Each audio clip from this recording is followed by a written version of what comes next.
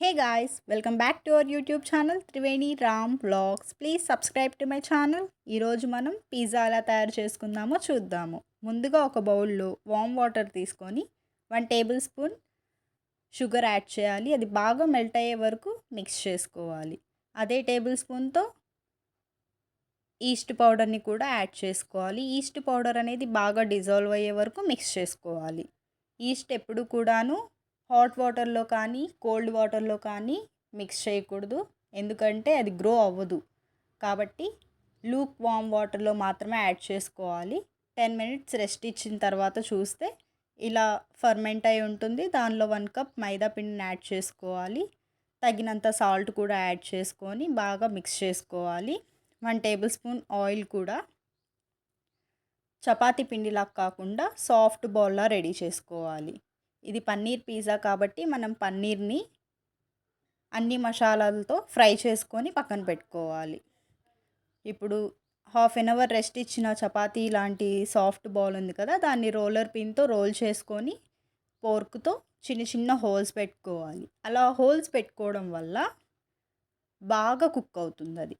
ఇప్పుడు pizza sauce ఉంటుంది కదా, దాన్ని ఈవెన్గా స్ప్రెడ్ చేసుకోవాలి. చీజ్ ఉంటుంది కదా, దాన్ని తీసుకొని చిన్న చిన్న పీసెస్గా గ్రేట్ చేసుకోవాలి.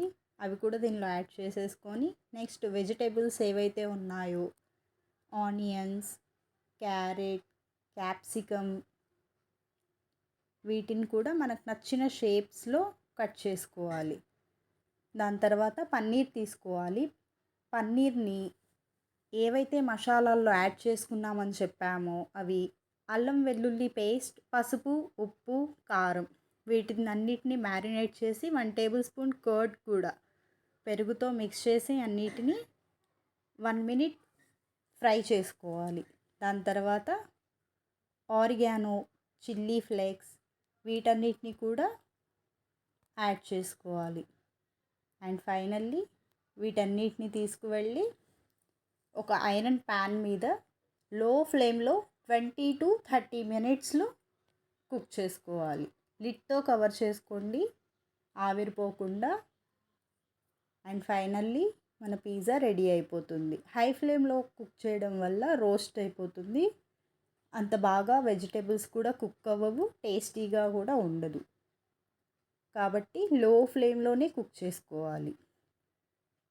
ఫైనల్లీ మన పిజ్జా అయితే రెడీ అయిపోయింది. ప్లీజ్ లైక్ చేయండి, షేర్ చేయండి, కామెంట్ చేయండి.